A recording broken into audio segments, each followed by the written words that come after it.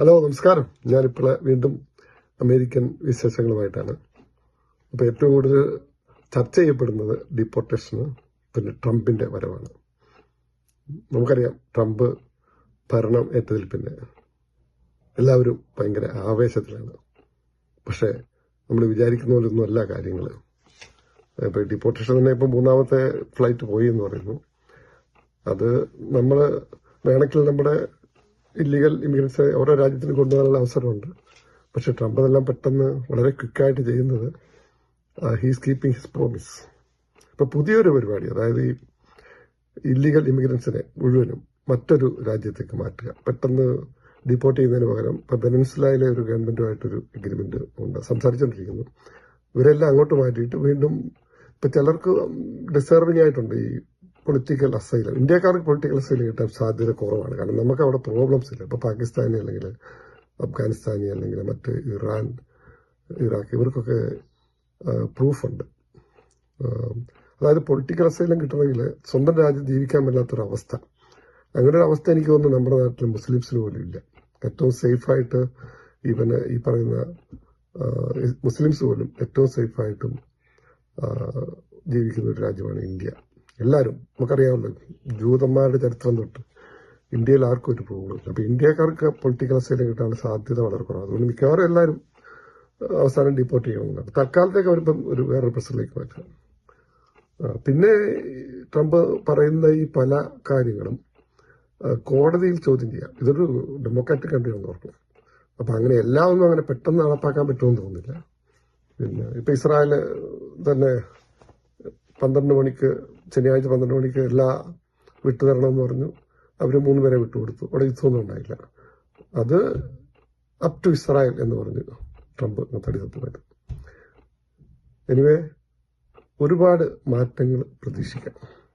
പക്ഷെ ഇന്ത്യക്കാരെ സംബന്ധിച്ചോളം പിന്നെ പ്രത്യേകിച്ച് IT വിഭാഗക്കാർക്ക് ഒരിക്കലും അവർക്ക് അത് തടുക്കാൻ പറ്റിയില്ല. കാരണം അവരില്ലാതെ ഇവിടുത്തെ എല്ലാ കമ്പനികളും മോർ ദാൻ 30% ഇന്ത്യൻസ് ആണ്. ഇവൻ ഇലോൺ മസ്കിന്റെ കമ്പനി പോലും എനിക്ക് തോന്നുന്നു 40% ഇന്ത്യൻ IT. കാരണം ബ്രെയിൻ അത് നമ്മുടെ അവിടുത്തെ IIT എന്നൊക്കെ വരുന്ന എല്ലാവരും ഇങ്ങോട്ട് വരും. അവർക്കെല്ലാം ചാൻസും ഉണ്ട്.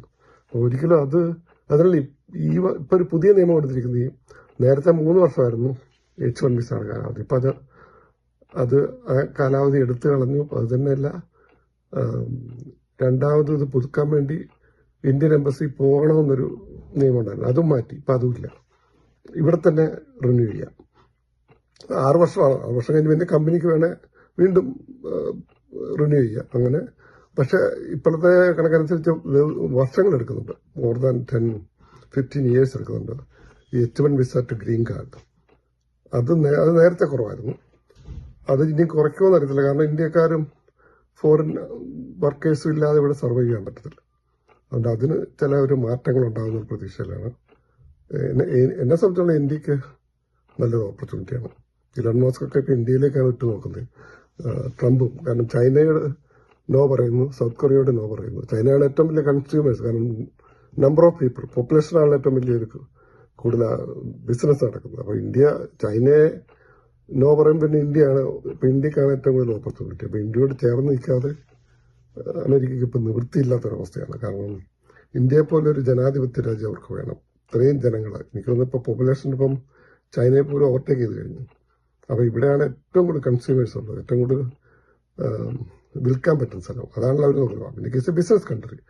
മോദി അവിടെ ചെന്നിട്ടും ഒരുപാട് ഡീലുകൾ സംസാരിച്ചു. ഇപ്പൊ F-15 അല്ല, F-35 ഇതുവരെ ഇസ്രായേലിന് മാത്രമേ കൊടുത്തിട്ടുള്ളൂ. അത് കൊടുക്കാമെന്ന് പറയുന്നു, എഗ്രിമെന്റ് വെക്കാമെന്ന്. പക്ഷെ ഒന്നും എഗ്രിമെന്റ് വെച്ചാലേ നമുക്കത് പറയാൻ പറ്റത്തുള്ളൂ. അങ്ങനെ ഒരു ഡിഫൻസ് എഗ്രിമെന്റ്, അതിലൊരു കോർപ്പറേഷൻ, അങ്ങനെ പല രീതിയിലുള്ള എഗ്രിമെന്റ് അവർ സൈൻ ചെയ്യാൻ പോകുന്നു എന്ന് പറയുന്നു. പക്ഷെ ഇതൊക്കെ പ്രാവർത്തികമാകുന്ന പ്രതീക്ഷയിൽ നമുക്ക് ഇന്ത്യക്ക് നല്ലൊരു ഭാവി പ്രതീക്ഷിച്ചുകൊണ്ട് നമുക്ക് ഈ ഒരു മോദി ട്രംപ് കൂടിക്കാഴ്ച ഫലവത്താകുമെന്ന് പ്രതീക്ഷിക്കാം.